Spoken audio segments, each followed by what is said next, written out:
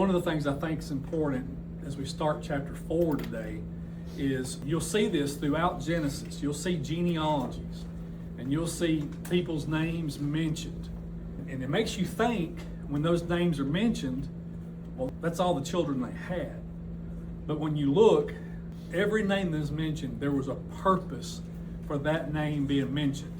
Whether it was a direct lineage of Christ or it was a direct lineage of Canaanites, but there was a purpose, which means that just because a person's name wasn't mentioned didn't mean there wasn't other children. If you think about it, if Adam and Eve, if the only children they had was Cain, Abel, and Seth, there wouldn't have been anybody else. If we're gonna, unless we make some other assumptions. So, all that being said, I just wanted you to think about that. Now let's go on into chapter 4 and read. I want you to go ahead and read chapter 4. Read the first 2 verses. Adam made love to his wife Eve, and she became pregnant and gave birth to Cain. She said, "With the help of the Lord I have brought forth a man." Later she gave birth to his brother Abel. Now Abel kept flocks, and Cain worked in the soil. So, a couple of thoughts on this. Why do you think it says, first of all, this is completely off the path of what Jewish custom is going to wind up being. In Jewish custom, who usually named the child? The dad. But here we have Eve. Of course, there's no Jewish custom yet, but we have Eve. She names the child.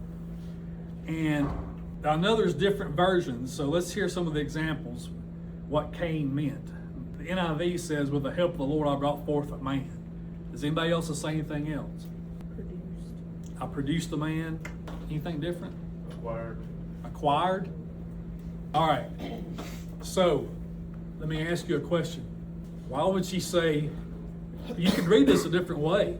Think about what just happened previously. You think that is there a possibility? Now this is a stretch, I know, but some of the stuff I say, I just didn't make this up. Other scholars say this or think about this. So I'm bringing you different thoughts.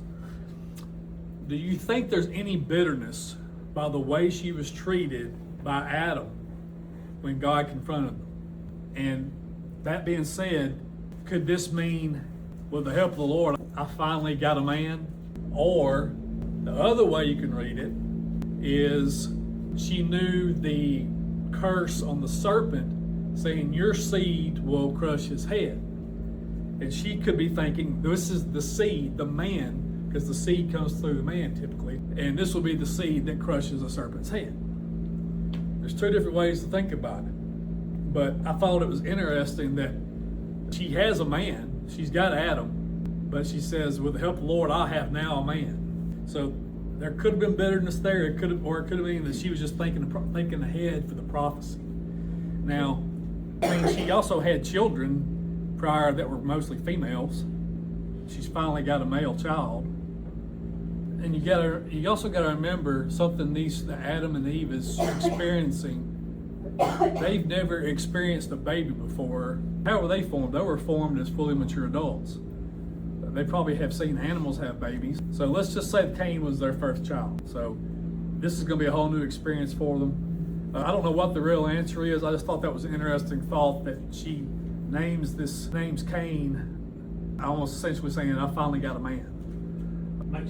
Some people think they were twins. We don't know. It says later she gave birth to his brother Abel.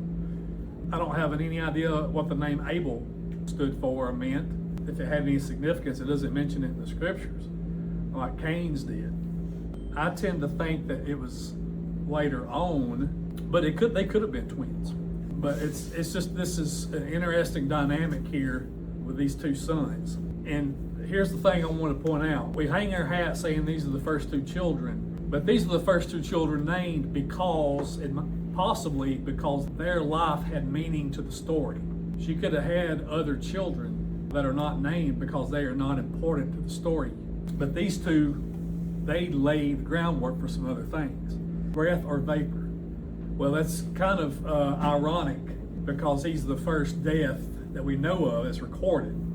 So his life was like vapor. It was short compared to everybody else's. That's interesting. Or if they were twins, maybe the second one was an easy birth and it just came out so easy. So, whoo, it's easy. All right, somebody read verses. Well, and also part of this verse says, now Abel kept flocks and Cain worked the soil. All right, so if they're vegetarians, why would Abel keep flocks? Offering to the Lord. Well, we've not got an established worship yet.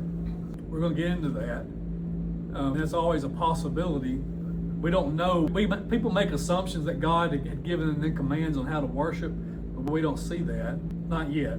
Is there any other reason they could have kept he kept flocks? Wool. They would have needed, or the skin, whatever. They would have needed clothes. So first of all, remember, they've been pushed out of the garden where things are a lot harder. How do you think they learned how to till the ground and care for sheep and make clothes? How do you think they did all this? I think that God taught them. You're going to realize when you read this further on that just because they're out of that garden, God didn't cut his relationship off from them. And this part of this is going to come up later when Cain gets split off. But they learned this stuff. Typically, when people learn or people evolve, it takes generations. Well, if this is the second generation to live on earth, they learned how to till the ground stuff pretty quick if they learned it themselves. So I think our God or some of the other celestial beings were helping them with this. Now, somebody read verses 3 and 4, 3 through 5. In the course of time, Cain brought to the Lord an offering of the fruit of the ground. And Abel, for his part, brought of the firstlings of his flock, their fat portions. And the Lord had regard for Abel and his offering, but for Cain and his offering he had no regard. So Cain was very angry, and his countenance fell. So, we don't have anywhere recorded that said that these two guys had to do this. There's no commandments to worship or him bring them offerings. But it looks like they brought offerings within the presence of God here, because God showed his. Did it say that he was upset or mad at Cain for his offering? I mean, my version said that some versions say he respected one and didn't respect the other. Some versions say he had favor on one, didn't have favor on the other. I don't know that there's anywhere where it says he disdained or hated Cain's offering. So a lot of this came from Cain and being jealous that his brother got more praise, or at least he found that it pleased God more. Why do you think Abel's offering pleased God more? They talked about it here was fat portions, firstborn. It was a real sacrifice. It was the best. Some people argue it's because it was a blood sacrifice rather than but the thing is, grain offerings in Leviticus, God made laws for grain offerings. So it had nothing to do with a plant versus an animal offering. All it had to do was probably the attitude of the person giving it. And Cain gave something just to give something, and Abel gave something good. The fat would have been treasured because of the smell. It says that it was also More costly. You can grow at this time the reproduction of a sheep that the most they're gonna give birth once or twice a year at the most, and if you're lucky you might get twins. So you've cut down on the population of sheep pretty quick, whereas if you're bringing fruit from a tree, the trees are full of fruit, and then next year they're gonna be full of fruit again. So this would have been more costly. But anyway, God just happened to look and liked Abel's better. And when Cain noticed that God favored Abel's, it showed all over his face that he was upset and he was jealous. So God asked him, why are you angry? And he says, why is your face, this is verse 6, why is your face downcast? If you do what is right, will you not be accepted? But if you do not do what is right, sin is crouching at your door. It desires to have you, but you must rule over it. He's essentially trying to tell Cain, you got to get control of your emotions. Or if you don't get control of your emotions, sin's going to overtake you. Your anger is going to take over. Of course, this sounds like Cain is kind of stubborn and doesn't want to accept that. Verse 8, now Cain said to his brother Abel, let's go out into the field. Now some versions just say Cain talked to his brother and then leaves it alone and says then they met out in the field. which is interesting. But the NIV says Cain said to his brother, let's go out into the field. And while they were in the field, Cain attacked his brother Abel and killed him. So if you read it through the NIV, it sounds like it's what? Premeditated. He meant to kill him, or he at least meant to attack him. I think he probably meant to kill him. I think he had seen animals be slaughtered, so he knew that they could be, that a man could be slaughtered as well. And it could have been, we talked about how Eve was going to have more sorrow through her children. It could have been that there were other children that had died, and so they were familiar with death. We talked about last week, how did Adam and Eve even know what death was when they were threatened with it? So there was some familiarity with it. So Cain kills Abel. We don't know how he kills him. I would imagine, well, there's multiple ways he could have killed him. But the Lord said to Cain, where is your brother Abel? I don't know. Am I my brother's keeper? The Lord said, what have you done? Listen, your brother's blood cries out to me from the ground. Now you are under a curse and driven from the ground, which opened its mouth to receive your brother's blood from your hand. When you work the ground, it will no longer yield its crops for you. You will be a restless wanderer on the earth. So what was Cain's job prior to this? He was a farmer. And now what's God saying? You're not going to be able to grow a thing. All right? So let's think about this for a minute. He's going to be cast out as a wanderer. He can't grow anything. And they're not eating meat at this point. Where is he going to get food? And he's also going to be scared that somebody's going to kill him.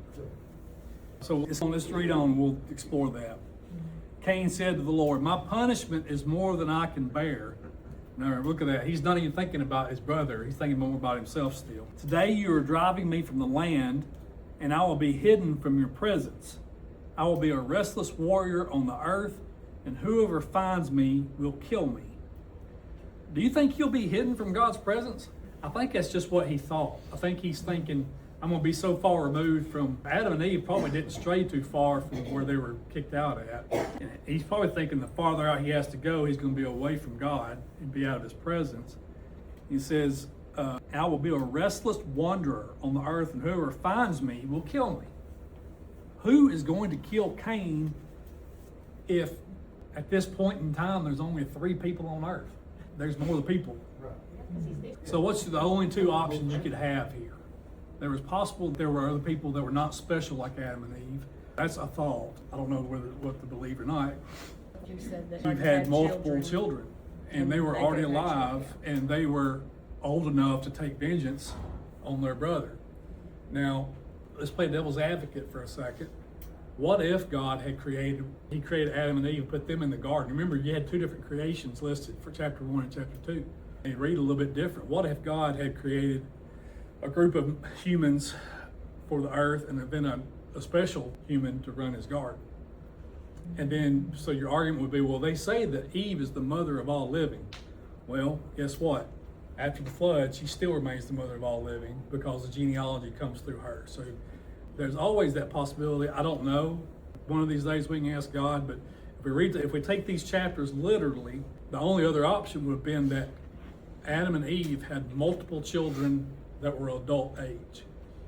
And this timeline in here, we're going to read in the next chapter, probably towards the end of this chapter, really the beginning of the next chapter, the timeline gives me more evidence that they had more children, and I'll explain that later. But he says he's worried that somebody's going to kill him, and that somebody would have had to have been an adult.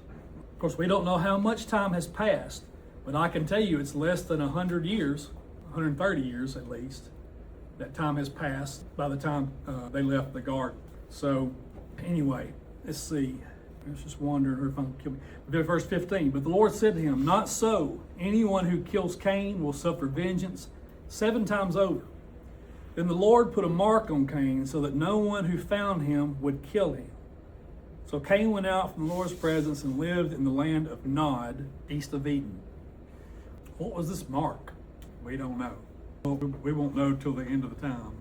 But evidently it was a mark that was evident enough to somebody they could see it and know who he was.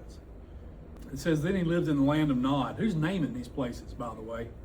But Nod actually meant nomad. So it could have been some kind of a metaphor that he just wandered around. Mine says nod means Wondering. Verse 17, Cain made love to his wife, and she became pregnant and gave birth to Enoch. Well, there you go. There's an adult female in the picture. So he got his wife from somewhere. He named his first child Enoch. Now, when we look at these genealogies, these lineages, there's going to be a lot of the same names used, and it can get confusing. Cain was then building a city, and he named it after his son Enoch. To Enoch was born Irad, and Irad was the father of Mehujael. Mehujael was the father of Methuselah. Methuselah was the father of Lamech. And some of those names we know from genealogy of Seth down to Noah. Lamech married two women, one named Ada and the other Zillah. Ada gave birth to Jabal. He was the father of those who live in tents and raise livestock. His brother's name was Jubal. He was the father of all who played stringed instruments and pipes. Zillah also had a son, Tubal-Cain, who forged all kinds of tools out of bronze and iron. Tubal-Cain's sister was Naamah. All right, so let's break this down for a second. What's significant about Lamech? As far as we know, he's the first polygamist. So this started a precedent. The names Ada and Zillah mean something. I think both of them mean something about essentially being attractive. And look, he had these sons. He had Jabal, Jubal, and Tubal-Cain. Now, talk about a leap in human technology. He goes from a wanderer to 3 generations later, they are living and living in tents, raising livestock. When they say livestock, that means probably more than just cattle. It means all different kinds of animals. And playing instruments. So that means they would have to learn how to make instruments. And also, look at this, forging tools out of bronze and iron. Now wait a minute. Wasn't there a Bronze Age and an Iron Age that we learned about? Bronze was first, then Iron Age came later. And according to our history books, this says he's making tools out of bronze and iron. So where do you think these 3 guys learned how to do all this stuff? You think they were just so ingenuitive that they developed these skills? Now, hold that question in your thought, in your back of your head. And I also want to ask this question. Why is Tubal-Cain's sister named? We don't have any other sisters being named. Why would she be named all of a sudden? What's going to happen theoretically in Genesis chapter 6? Flood. Earlier than that, what led to the flood? Sons of God marrying the daughters of men. And when we get to chapter 6, we'll dive a little deeper on that. When we talked about the spiritual world earlier, a year or 2 ago. Is it possible that these 3 sons, the dowry that was paid to them through a celestial being, that's what they traded off? As they brought technology down and taught these guys this in order to marry Naamah. Do you remember how I talked about how a lot of these stories sound awfully a lot like Roman and Greek mythology? Do y'all know who Prometheus was? What did Prometheus do? You remember what Prometheus did? He taught mankind fire, brought them technology. So there's going to be a lot of similarities between all these religions and the celestial beings that defied God. And because Prometheus was he was in trouble for doing that. I'm not saying that's what happened, but this family right here all of a sudden gained a lot of technology really quick, and their daughter was named. So there is this possibility that this was in trade. This knowledge was passed down to these 3 guys in trade for this daughter. I don't know if that's true or not. Some scholars think that's a possibility. Alternate theory.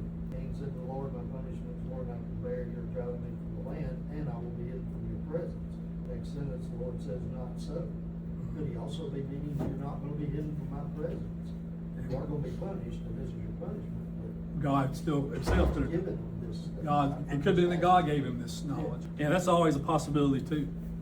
Which I agree with you, is he had hundreds of years of other things to build on. You say, well, this does this because this does this. So you can add those things together and say, and Benjamin Franklin didn't do the light bulb. But Benjamin Franklin discovered electricity. We think. He didn't discover it, he just found a way to conduct it. See? We say he discovered electricity, but he found a way to conduct it. That's what he did. But yes, I get you. I know the point. I get the point. But these guys, it just was a really quick development going from nomads to now building cities and building tents and raising livestock. Guys, I've had a little hobby farm out here now for 20 years, and I still can't keep anything alive. Now, all the knowledge that I got access, I got the internet and all stuff like that. These guys didn't have that, but now they're raising flocks and all kinds of things. I really know, but it could have been hundreds of years. But it's still, if you talk about to the secular world, hundreds of years is not enough time to learn this stuff. The thing you got to think about is a need. If you have a need, you're more motivated to find a way to fix it. So if like you're thrown on an island to survive, you're going to develop a way. So that's another way to think about it. I just threw this out here as a thought exercise because I thought it was interesting. Because what's going to happen later on is that we're going to have some intermarrying here. That Cain is kind of going to be, Cain, even though he's not out of the presence of God, it looks like Cain and his people are completely shunning the presence of God. And I'm going to tell you why in just a little bit. And I think Cain became arrogant and built this city and named it after his son. And I think Cain and his generations shunned God. And we're going to see why here in a minute. Let's keep reading. Lamech said to his wives, Adah and Zillah, listen to me, wives of Lamech. Hear my words. I have killed a man for wounding me, a young man for injuring me. If Cain is avenged 7 times, then Lamech 77 times. So Lamech just made this curse himself.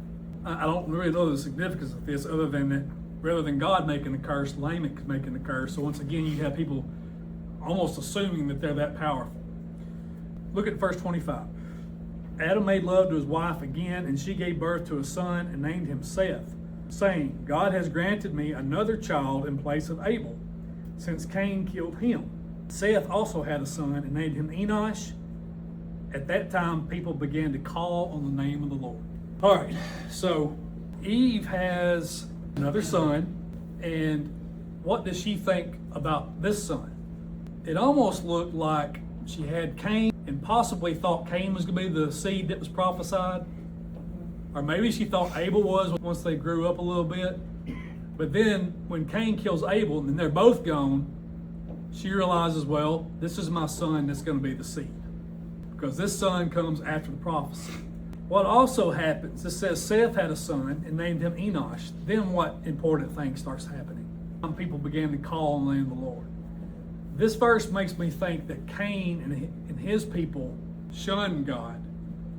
And this think about where is the promised land going to be named? Canaan. And who are they inhabited by?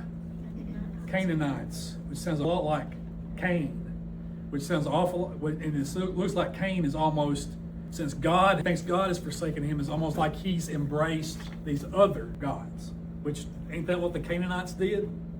You've got Cain, which seems to be embracing these other celestial beings that become idols and stuff like that. And then you have Seth and his children, and then they start worshiping Jehovah or Yahweh. Thoughts or questions at this point? 4:16-17. Knew his wife, and she conceived and bore Enoch. Oh, King James Version. And Cain went out from the presence of the Lord and dwelt in the land of Nod on the east of Eden. And Cain knew his wife, and she conceived and bare Enoch. And he builded a city and called the name of the city after the name of his son Enoch. So the point you're hitting on is he went out from the presence. Is that what you're getting at? Where did his wife come from? Oh, yeah.